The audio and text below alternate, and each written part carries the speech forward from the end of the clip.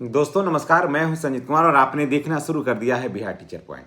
दोस्तों आज बात करेंगे होली का अवकाश 2 से 5 मार्च तक बढ़ाने का मांग, स्कूलों में शनिवार को हाफ डे और 8वां वेतन आयोग में सैलरी अलाउंस पर हुई बड़ी बैठक में क्या क्या बातें हुई, इन सारे तीनों बिंदुओं पर हम विस्तार से चर्चा करेंगे।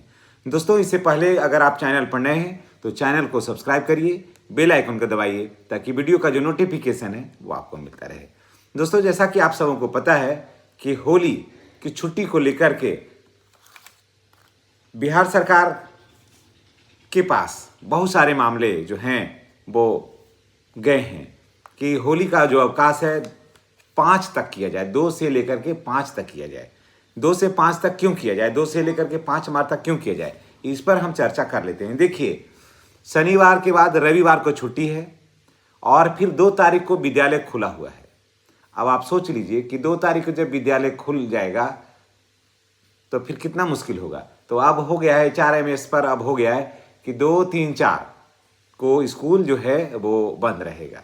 आप देख लीजिए, तो इससे एक फायदा ये हो गया कि शनिवार को पढ़ा करके जो शिक्षक होंगे वो घर जा सकते हैं, तो रविवार एक दिन उनको बच जाता है।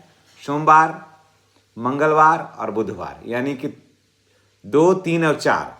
लेकिन 5 तारीख को जो है मुश्किल हो जाता है कि लोगों को 5 तारीख को विद्यालय आना है ना। विद्यालय खुला है, तो जब 5 तारीख को विद्यालय खुला हुआ है रहेगा तो स्वाभाविक है जो दूर के जो शिक्षक हैं उनको होली के दिन ही चलना पड़ेगा, यानी कि 4 तारीख को चलना पड़ेगा। जब 4 तारीख को चलना पड़ेगा तो स्वाभाविक है कि फिर उनका होली जो है ना वो फीका हो जाएगा। अब देखिए, अगर 2 तरह का है, जो होलिका दहन है 2 को भी है और 3 को भी है, लेकिन हर हाल में जो रंग अबीर है वो 4 तारीख को ही होगा। होली अगर 2 तारीख को होता है तो 3 तारीख को आंतर उसको बोलते हैं, यानी गैप रहेगा, समझ गए। लेकिन बहुत सारा जगह आप देखिएगा कि होली जो है, होलिका दहन जो है 3 तारीख को है तो भी 4 तारीख को है। होली जो है फिर भी रंग अबीर 4 तारीख को हो जाता है और 5 तारीख को विद्यालय खुल जाता है। तो यानी कि रंग अबीर खेल करके या रंग अबीर के वजह से ही लोगों को वहाँ से चलना होगा विद्यालय आने के लिए। तो उस दिन तो गाड़ी चलती नहीं है, जरा सोचिए कि उस दिन तो गाड़ी चलती नहीं है। तो उस दिन अगर विद्यालय खुला हुआ रहेगा तो शिक्षक कैसे आएंगे विद्यालय, या घर से कैसे चलेंगे, क्योंकि रोड पर उस दिन गाड़ियाँ होती ही नहीं है, आपने भी देखा होगा। तो ऐसे में तो शिक्षकों के साथ बड़ी समस्या है। तो मैं आपको बता दे रहा हूँ कि कई शिक्षक संगठनों से और माननीय सदस्यों ने भी, जीवन कुमार जी ने जो MLC हैं उन्होंने कहा है कि मांग उठाया है तारांकित प्रश्नों का में कि होली का छुट्टी जो है ना वो 2 से लेकर के 5 मार्च तक बढ़ाया जाए। 2 से लेकर के 5 तारीख तक छुट्टी रहे ताकि जो शिक्षक हैं वो आराम से विद्यालय आ सकें, नहीं तो शिक्षकों को बहुत कठिनाई होगी। अब बात करते हैं कि क्या हो जाएगा, संभव है। तो मैं आपको कह रहा हूं कि आप 80% संभव है। होली जो है वो 2 से 5 मार्च तक बढ़ाने की जो बात है वो चल रही है और शनिवार को इसका लेटर भी जारी हो जाएगा। चलिए नेक्स्ट पॉइंट पर आते हैं। स्कूलों में शनिवार को हाफ डे होगा या नहीं होगा, इस पर हम अभी चर्चा करते हैं। दोस्तों जैसा कि आप सबों को पता था कि दोस्तों अब बात करते हैं स्कूलों में शनिवार को हाफ डे के संबंध में। जैसा कि आप सबों को पता है कि बिहार का जो विद्यालय था वो 2022 से पूर्व शनिवार को हाफ डे रहता था, लेकिन बाद में के पाठक जब आए तो शनिवार हो या सोमवार हो सभी एक समान ही स्कूल चला। जी हाँ, उन्होंने तो और कर दिया था कि विद्यालय जो है वो 9 बजे खुलेगा और 5 बजे बंद होगा। बाद में जब ACS आए तो इसको संशोधन किए और विद्यालय 9:30 बजे से 4 बजे तक किया। तो शिक्षकों को राहत मिला, बच्चों को भी राहत मिला। बच्चे आते ही नहीं थे विद्यालय, क्योंकि बच्चे जो थे वो विद्यालय आ ही नहीं पाते थे। बच्चों के घर में उस समय खाना बनता ही नहीं था। खाना नहीं बनने की वजह से बच्चे भूखे विद्यालय नहीं आते थे और छात्रों की जो उपस्थिति थी विद्यालय में वो काफ़ी कम हो गई थी। बाद में जब विद्यालय 9:30 से होने लगा तो विद्यालयों में बच्चों की उपस्थिति बढ़ी और 5 बजे के बजाय 4 बजे तक रहने से जो ग्रामीण परिवेश के जो बच्चे हैं उनको काफ़ी राहत मिला। क्योंकि देखिए ग्रामीण परिवेश में जो बच्चे होते हैं वो घर में दैनिक कार्य भी करते हैं, माता पिता के सहयोग वो करते हैं। और 5 बज जाता था स्कूल में तो बहुत सारे बच्चियों को पैदल भी जाना पड़ता था, साइकिल से जाना पड़ता था। तो बहुत सारा असुविधा हो रही थी बच्चियों को, खास करके जो दूर दूर तक जाती थी पढ़ने के लिए। बच्चों को भी ठंड में काफ़ी दिक्कत हुई थी, गर्मी में भी काफ़ी दिक्कत हो रही थी। तो ऐसे में बाद में संशोधन हुआ कि नहीं 4 बजे तक होगा, तो बच्चों को भी राहत मिली और विद्यालय में बच्चों की उपस्थिति भी सुनिश्चित हुई, बच्चों को भी काफ़ी सहयोग मिला और विद्यालय में शिक्षकों को भी काफ़ी राहत मिला। तो अब बात करते हैं कि शनिवार को क्या होगा, विद्यालय हाफ होगा या नहीं। तो मैं आपको बता देता हूं दोस्तों कि बिहार सरकार ने और शिक्षा विभाग में ने लगभग मन बना लिया है कि बिहार में क्या जो स्कूल है वो शनिवार को पूर्व की भांति हाफ डे ही रहेगा। जी हाँ, अब 4 बजे तक शनिवार को विद्यालय जो है वो 4 बजे तक नहीं चलेगा, शनिवार को हाफ होगा।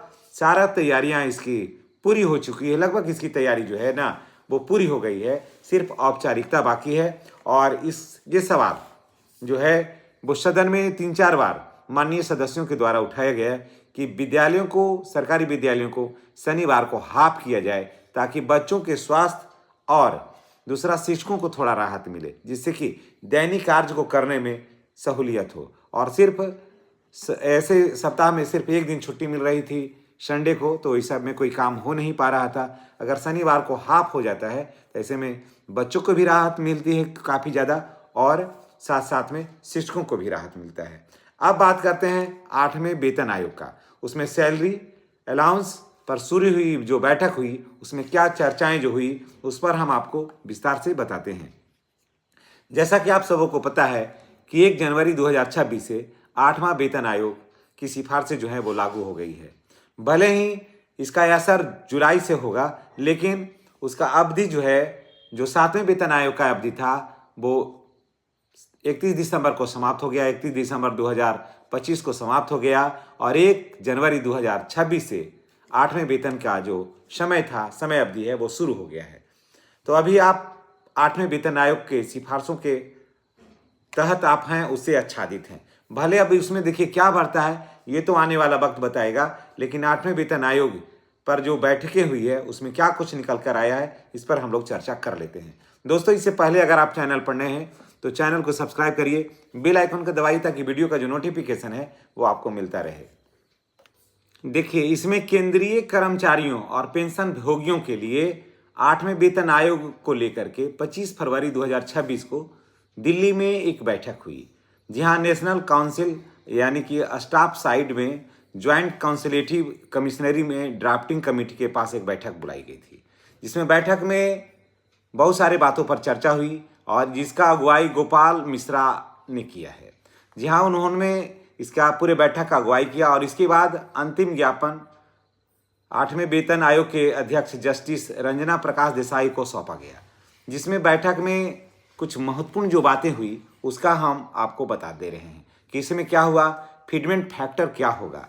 फिटमेंट फैक्टर में 3 तरह उसमें जो दिया गया, उसमें 3.2 से लेकर के 3.25 तक का बढ़ाने का है। यानी कि हम लोग, आपको याद होगा कि 7वां वेतन आयोग 2.57 से हुआ था कि दर से बढ़ा था, यही फिटमेंट फैक्टर था।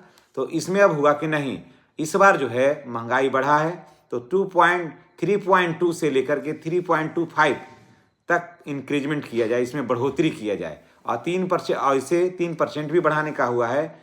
और लीव कैशमेंट 40 दिन का, फैमिली यूनिट 5 और फिक्स्ड मेडिकल अलाउंस बढ़ाने और LTC को नगद विकल्प और 30 साल में 5 प्रमोशन और बच्चों की शिक्षा भत्ता और PG तक करने और कर्मचारी संगठनों की मांगों पर चर्चा की गई कि बच्चों को जो है ना वो कैशलेस शिक्षा दिया जाए PG तक। कारण कि बहुत सारे ऐसे बच्चे हैं जो पैसा के अभाव में पढ़ाई छोड़ रहे थे, तो उनको PG तक दिया जाए राहत, ताकि बच्चे जो हैं वो योग्य नागरिक बन सकें। तो देखिए, 8वें वेतन आयोग में भी आपको काफ़ी अच्छा फायदा होने जा रहा है। हम लोग चर्चा कर रहे थे 2.57 से जो बढ़ोतरी हुई थी, अब उसमें हुआ है कि 3.2 से लेकर के 3.25 तक इसमें बढ़ोतरी किया जाए ताकि कर्मचारियों को जो है ना वो काफ़ी राहत मिल सके। तो ये सारे चीज़ जो हैं, चाहे बिहार के कोई भी शिक्षक हों, नियोजित हों, विशिष्ट हों, बीपीएससी के माध्यम से शिक्षक आए हों या पुराने वेतनमान वाले हों, सभी को इसमें टोटल इसमें आच्छादित हो जाएंगे और सबको इसमें लाभ होगा। चलिए इसी के साथ हम आपसे विदा लेते हैं। नेक्स्ट वीडियो में हमारी और आपकी फिर मुलाकात होगी। चैनल पर नए हैं दोस्तों तो चैनल को सब्सक्राइब करिए, बेल आइकन का दबाइए ताकि इस तरह का वीडियो का नोटिफिकेशन जो है वो आपको मिलता रहे। शिक्षा जगत के हर खबर से जुड़ने के लिए आप हमारे चैनल पर बने रहें और चैनल को सब्सक्राइब करना नहीं भूलिएगा। धन्यवाद।